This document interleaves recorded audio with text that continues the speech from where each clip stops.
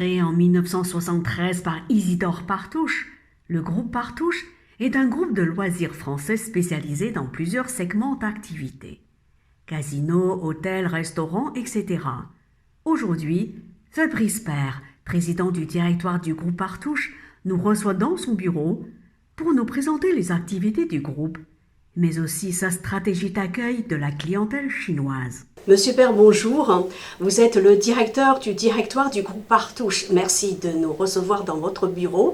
On sait que les frontières chinoises viennent de s'ouvrir. Les touristes chinois vont donc venir massivement en France. Est-ce que vous pouvez nous donner quelques chiffres concernant leur visite en France avant le Covid-19 ? Écoutez, je crois que le tourisme chinois en France représentait à peu près 2 millions de visites. Nous serions ravis de tous les accueillir dans nos établissements. Ça n'est bien évidemment pas le cas, mais cela représente un enjeu majeur pour nous, de manière à faire profiter à cette clientèle touristique de la possibilité de venir dans nos établissements qui se situent à travers toute la France. Alors, comment vous allez cette fois-ci profiter de l'arrivée des touristes chinois ? Si vous voulez, de manière très simple, nous allons continuer le travail que nous avons déjà engagé avec une équipe particulière qui a été intégrée au groupe Partouche et qui porte une attention tout à fait précise sur les touristes chinois et avec les organisations de tour opérateurs qui permettent de leur faire découvrir la France. Donc ça n'est pas une nouveauté pour nous, c'est un travail qui a déjà été commencé il y a bien longtemps, où nous avons à cœur en fait de nous adapter à la clientèle chinoise, de connaître parfaitement ce qu'elles viennent chercher et de leur proposer des sites qui sont de très grands sites, des sites de très grande qualité, que ce soit en Normandie, à Forges-les-Eaux, mais aussi dans le sud de la France, puisque la clientèle chinoise apprécie particulièrement le tourisme dans le sud de la France, à Aix-en-Provence ou sur la Côte d'Azur, mais il y a encore beaucoup d'autres villes à découvrir. Nous avons le casino de Lyon, qui est une ville qui est particulièrement appréciée, je crois, par la clientèle chinoise. Donc en fait, nous serons dans la continuité de ce que nous avons déjà commencé à construire il y a bien longtemps. À votre avis, est-ce que la France reste toujours une destination préférée des touristes chinois ? C'est une des destinations préférées, comme la France de toute façon est une des destinations préférées du tourisme mondial. La France, à travers sa variété, sa diversité, la qualité de ce qu'elle peut offrir, le luxe, la qualité des paysages, mais la qualité des villes. Je citais tout à l'heure Aix-en-Provence, je citais la Côte d'Azur, la région lyonnaise, la Normandie. Je crois que toutes ces évocations parlent à beaucoup de personnes, à des touristes qui viennent découvrir l'Europe, la France en particulier pour la première fois. Paris, bien évidemment, puisque nous avons un établissement aussi à Paris, mais la France est effectivement un berceau d'accueil du tourisme d'une extrêmement grande qualité. On sait que les Chinois aiment bien visiter les pays d'Asie du Sud-Est. À votre avis, en quoi est-ce que la France est une destination originale et différente ? C'est comme, je vous dirais, c'est comme pour un touriste français qui visiterait l'Europe. On est toujours proche de sa culture, proche d'une gastronomie qui est un petit peu équivalente.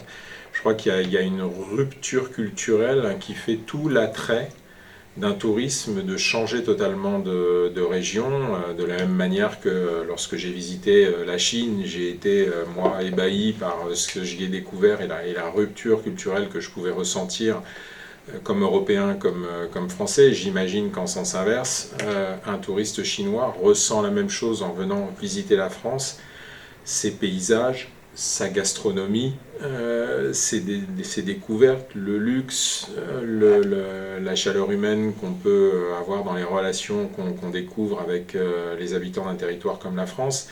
C'est tout ça qui fait l'intérêt des voyages et souvent l'intérêt d'un voyage lointain par rapport à sa région au sens large. L'Asie pour les Chinois, l'Europe pour un Français. C'est ça qui fait l'attrait du voyage de toute manière et qui se confirme à chaque fois que quelqu'un a la chance de pouvoir découvrir des territoires loin de chez lui.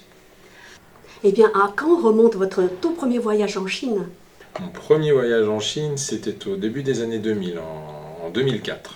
Qu'est-ce qui vous a le plus marqué dans votre voyage en Chine?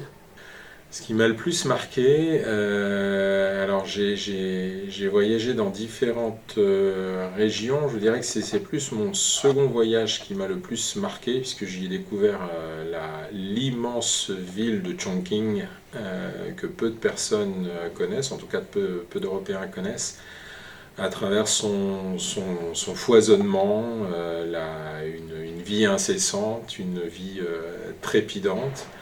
Et puis après, de sortir de cette immense ville et de traverser des régions vertes, colorées.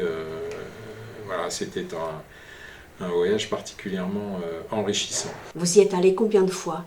J'y étais 3 fois. 3 fois. Donc la deuxième fois, c'était Chongqing, c'est Voilà, ça? tout à Et fait, la première fois, c'était? La première fois, j'étais du côté de Nanchang, de Wuhan, puis de Pékin. Donc différentes régions. Et la dernière fois alors? Et la dernière fois, c'était sur le territoire de Hong Kong. Est-ce que le profil des touristes chinois va changer par rapport à la période antérieure au Covid-19?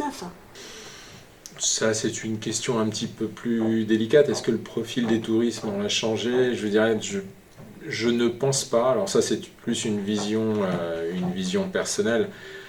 Ce que nous vivons par rapport à cette crise, je l'ai souvent dit, moi j'ai l'impression que de la même manière que sur un appareil de transistor, de lecture, on a appuyé sur pause et très récemment on vient de relâcher la pause. Mais en fait on retrouve la même musique que celle qu'on avait arrêtée.